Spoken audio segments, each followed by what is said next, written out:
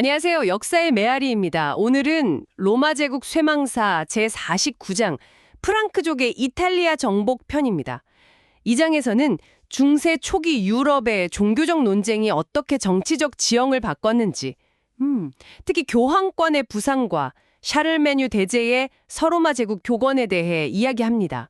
기본의 눈을 통해 이 역사의 거대한 톱니바퀴가 어떻게 맞물려 돌아갔는지 한번 함께 따라가 보시죠. 자, 이야기의 시작은 8세기 초 그 비잔티움 제국입니다. 레오 3세 황제가 성상 파괴, 그러니까 이코노클라즘을 선언하면서부터 거대한 파문이 일기 시작합니다. 네, 황제는 이제 성상 숭배가 우상 숭배나 마찬가지다 이렇게 봤던 거죠. 그래서 이걸 강력하게 금지하려고 했고요. 근데 서방교회, 특히 로마의 교황 그레고리우스 2세는 여기에 아주 강력하게 반발했습니다. 이게 단순한 신앙 논쟁 그 이상이었던 거죠. 그렇습니다. 이게 단순한 교리 해석의 차원을 훨씬 넘어선 문제였어요. 기본이 주목하는 게 바로 이 지점인데요. 교황 그레고리우스 2세가 황제에게 보낸 서신들을 보면 그의 입장이 아주 명확하게 드러납니다. 기본은 특히 이 구절을 강조하는데요.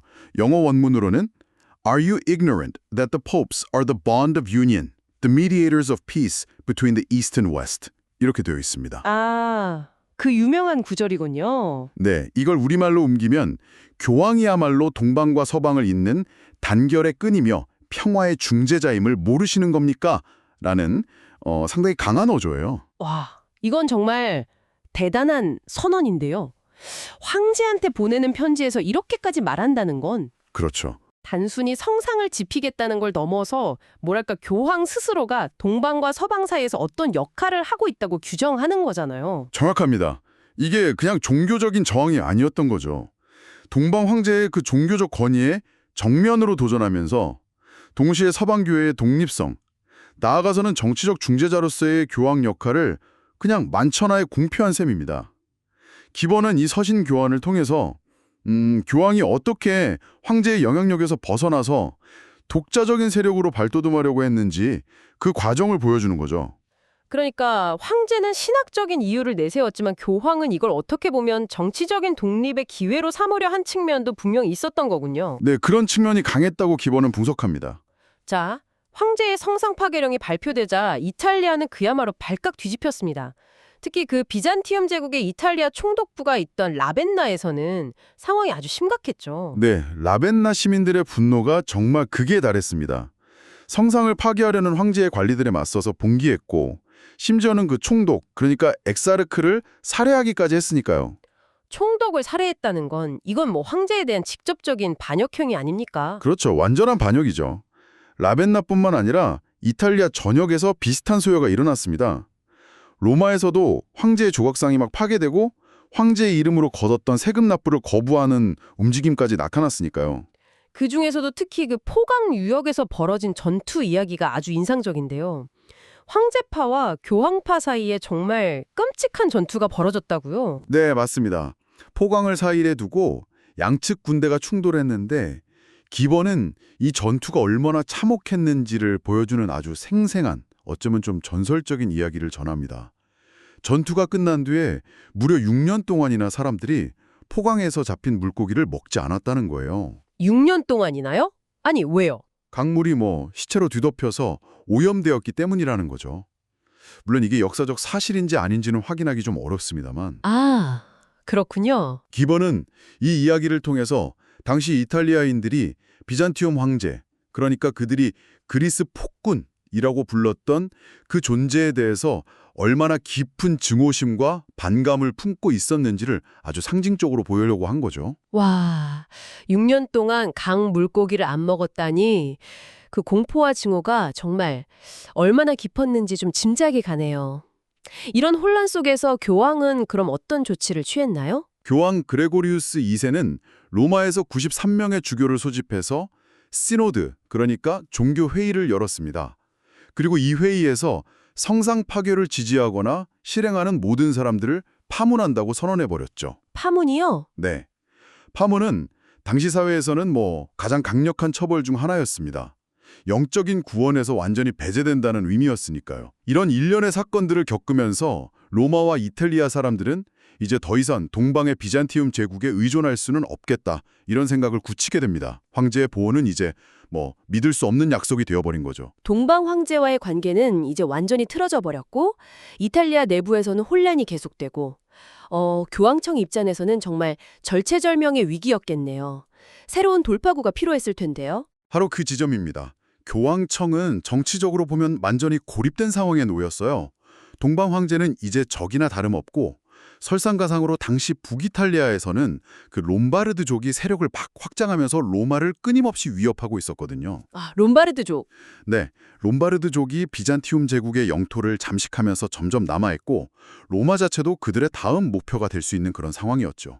그러니까 교황에게는 이 롬바르드족의 위협을 막아줄 강력한 새로운 보호자가 정말 절실히 필요했습니다. 그래서 교황청은 동쪽이 아니라 서쪽으로 눈을 돌리게 되는 거군요. 알프스 산맥 넘어 당시 새롭게 힘을 키우고 있던 프랑크 왕국에게 말이죠. 맞습니다. 특히 카롤링거 가문에게 기대를 걸게 된 거고요. 네.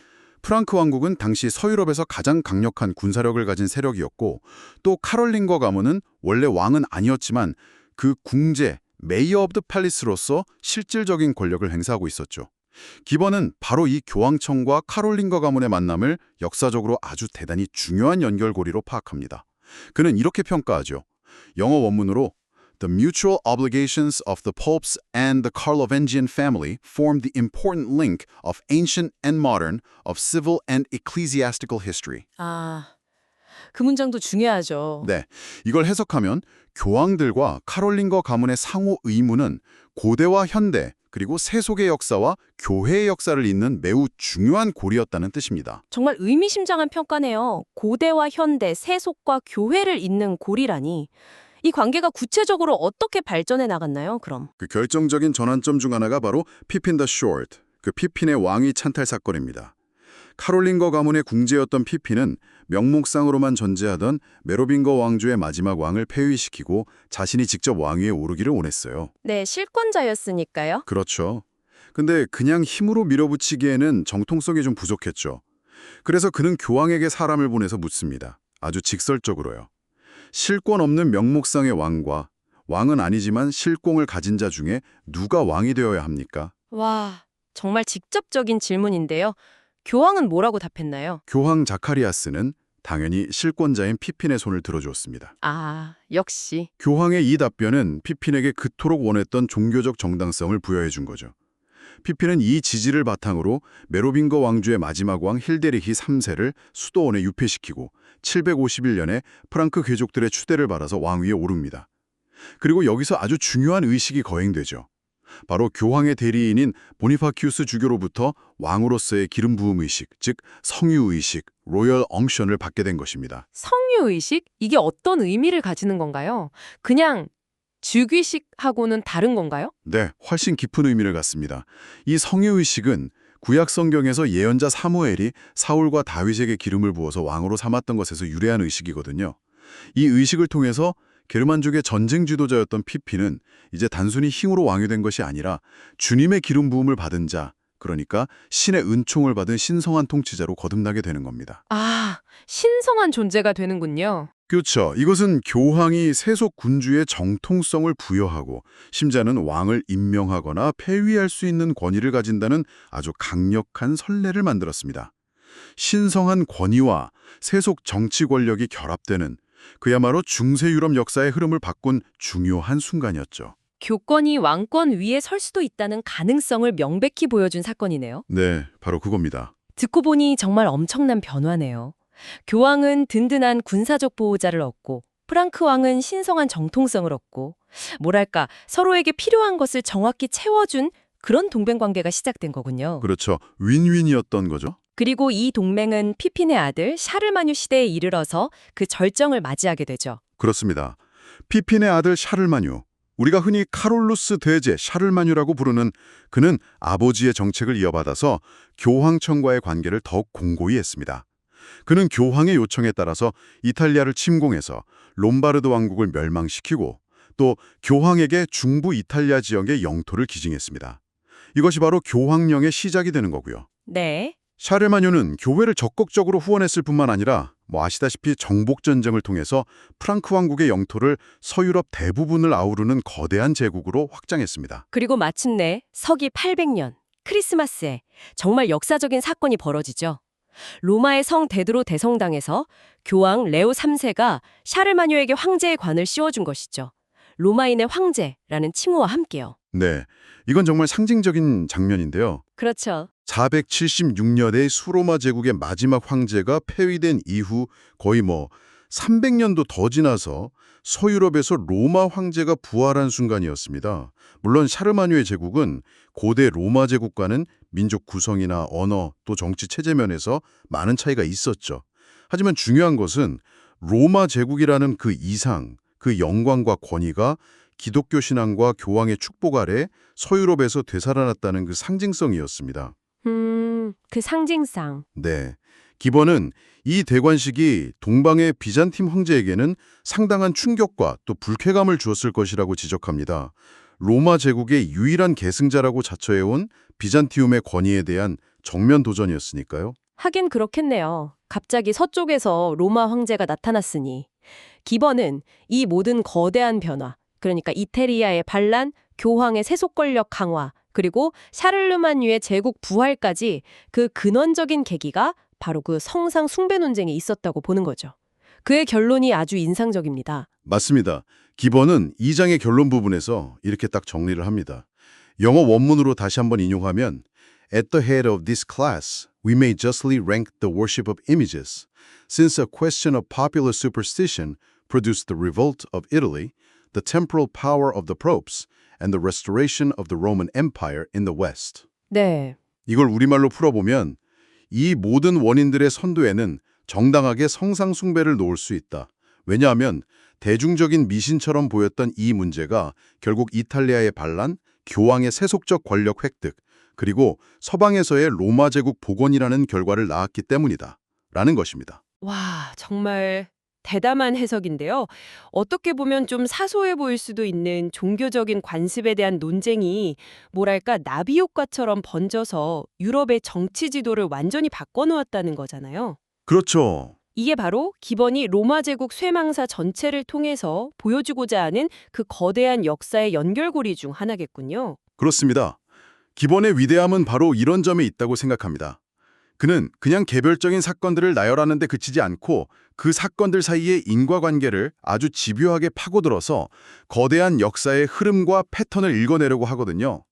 성상 파괴 논쟁이라는 그 종교적 불씨가 이탈리아의 정치적 분리를 촉발했고 이게 결국 교황이 비잔티움으로부터 독립해서 새로운 정치적 파트너를 찾는 계기가 되었으며 마침내 프랑크 왕국과의 동맹을 통해서 고대 로마의 이상을 계승하는 새로운 서유럽 제국의 탄생으로 이어졌다는 그의 분석, 이건 이후 1000년 이상 지속될 중세 유럽의 기본 골격이 어떻게 형성되었는지를 이해하는 데 매우 중요한 통찰을 제공한다고 할 수 있습니다. 샤를마뉴의 제국 아래에서 이제 신학, 제국, 그리고 로마인이라는 정체성은 과거와는 다른 방식으로 하지만 더욱 밀접하게 얽히게 된 거군요. 네. 서유럽은 더 이상 고대 로마 제국의 물리적인 형태는 아니었지만 기독교 신앙과 교황의 권위를 중심으로 한 어떤 로마적인 정신을 계승하는 새로운 문명 공동체로 거듭나게 되었다, 이렇게 볼 수 있겠네요. 맞습니다. 말하자면 그런 거죠. 청취자 여러분께서도 아마 이 지점에서 많은 생각을 하게 되실 것 같습니다. 역사의 변곡점이라는 것이 때로는 이렇게 예상치 못한 곳에서 시작될 수 있다는 점이 참 흥미롭습니다. 맞습니다. 샤를마뉴의 대관식은 단순히 한 인물의 영광을 보여주는 사건이 아니라 권력의 중심이 지중해 동부에서 서부로 이동하고 또 종교적 권위가 세속 권력과 결합해서 새로운 형태의 사회 질서를 만들어내는 과정을 상징적으로 보여주는 겁니다. 기본이 이 49장에서 그려내는 이야기는 단순히 쇠망의 이야기만은 아니고 그 쇠망 속에서 새로운 힘이 어떻게 잉태되고 탄생하는지에 대한 이야기이기도 한 거죠. 네, 제49장은 로마 제국의 쇠퇴가 어떻게 새로운 서유럽 질서의 탄생으로 이어졌는지를 보여줍니다. 교황권은 비잔티움을 떠나 프랑크 왕국에 안착했고 샤를마뉴의 대관식은 고대 로마의 영광이 새로운 언어와 신앙 속에서 부활했음을 의미했습니다. 쇠망의 끝에서 또 하나의 제국이 태어난 것입니다. 다음 시간에는 제50장 마호메트와 이슬람의 등장편에서 동방에서 새로 떠오른 신앙과 문명이 어떻게 로마의 유산과 충돌했는지 살펴보겠습니다. 역사의 메아리, 다음 시간에 다시 찾아뵙겠습니다.